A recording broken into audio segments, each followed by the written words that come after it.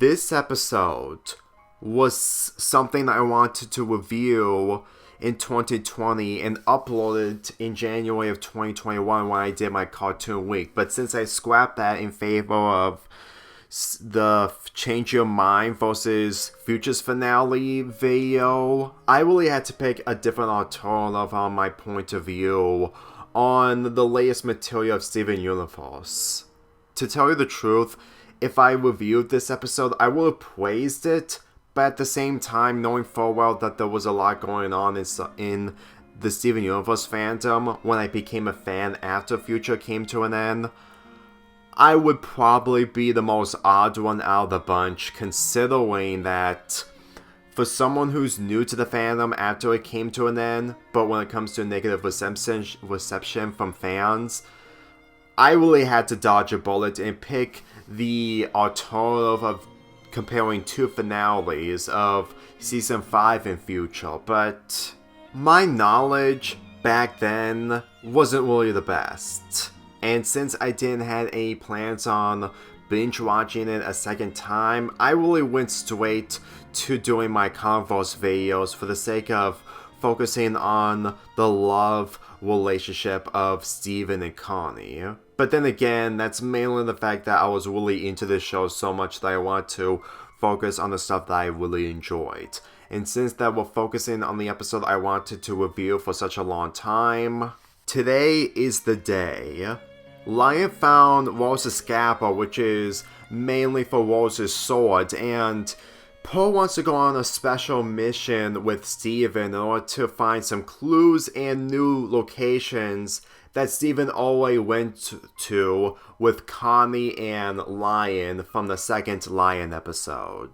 including the sword that belongs to Rose, which only made Pearl really upset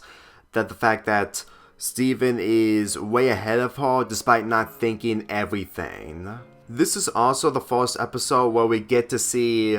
Pearl's feelings towards Rose since that she's gone, mainly turning into Steven, and the fact that Pearl and Rose are the first LGBT couple or pairing in the show that really has no introduction, knowing full well that after watching the entire show, this really feels like a toxic relationship when it comes to emotional manipulation. But keep in mind, Pearl was the closest when it comes to Rose's plans. But at the same time, Pearl sees something in Rose unlike the other characters, mainly Garnet. One of the reasons onto why I wanted to review this episode since the very beginning is mainly the fact that I was into Pearl's character, unlike the other characters. It's mainly the impressions that I have whenever I see a show for the first time and I see a characters that I grew liking to. My expectations are mostly high in comparison to the other characters. It may be weird to think about, but keep in mind, you will probably have the same feeling whenever you get into a new show, and when you see a character from the episode itself, while seeing screenshots of it before watching the episode, you would have expectations for them. But then again, my second binge watch after watching this episode was highly different in comparison to the first time I watched this episode. It's obviously enough that what Rose put Pearl through was really toxic, and I can easily tell that after watching this moment where Pearl is talking to a hologram version of Rose, it really isn't the same. And judging of how this episode was really good back in the day when it aired in 2015, I can't imagine of how the emotion would have been like if I had that emotion for many years until 2018 when a single Pearl Rose came out 3 years after this episode. Whenever I see Pearl in this episode, knowing full well that she is literally the only one by herself without Rose, it kind of shows onto why her fusion with Garnet in Season 2 isn't indicating that she wants to do something more. And for how she portrays throughout the season on being confident, she's just trying to prove to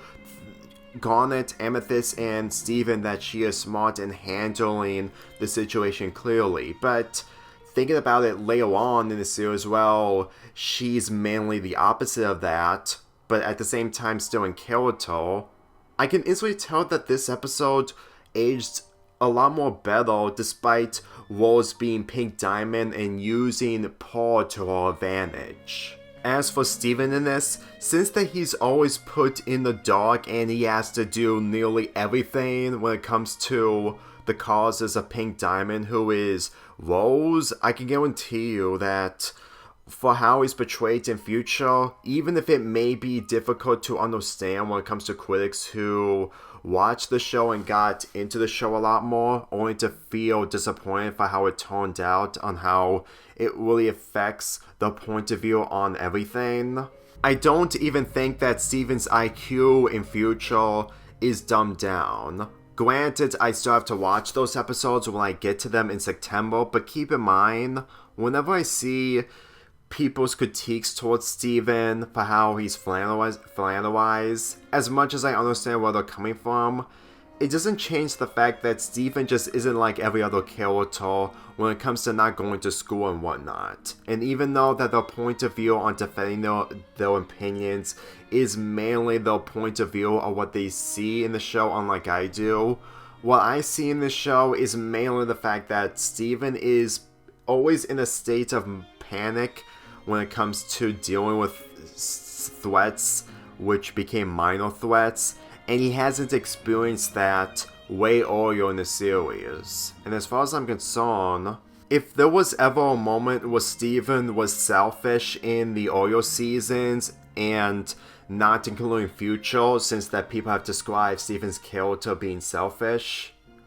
I'm pretty sure it would be out of character for him, mainly for the structure of these episodes. I mean, the structure of his character development may center around him being dumb intentionally and mainly for plot reasons, but at the same time, whenever I see Steven in these important episodes, it really feels like that he is literally trying to make things right with the people who have dealt so much, and he's literally doing everything. I understand that critics who were ex-fans of Steven Universe may not see this, but as far as I'm concerned, that's mainly taking the show seriously when they are literally going a little too hard.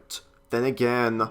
those point of views are something that I used to have when it comes to older shows, but nowadays I'm not really those types of people. Believe me, whenever I take a show seriously, it's mainly the fact that it really push the boundaries on really reaching my limits. And it may have the same effect as the critics who saw this show, but I'm just saying that I didn't feel betrayed whatsoever. So as far as I'm concerned, my point of view of my first binge watch just isn't the same as it was, and it's mainly the fact that I wanted to watch other people's videos of it that really made me be on the bandwagon rather than having myself forming my own opinion on the matter. As for the dynamic of Steven and Paul in this, I really enjoyed it back then, but nowadays when it comes to the other dynamics like Steven and Garnet, along with Steven and Amethyst, it's honestly difficult to pick which one is superior, and I just don't think that this pairing is bigger in comparison to the other pairings. But at the same time, I still think that this episode really gave a good indication that there was a lot going on with Paul, especially since that she's been keeping the secret that Rose was Pink Diamond all along. Yeah, thinking about that really shows that I've picked that episode to review for my April 2021 schedule over Rose's Scabbard.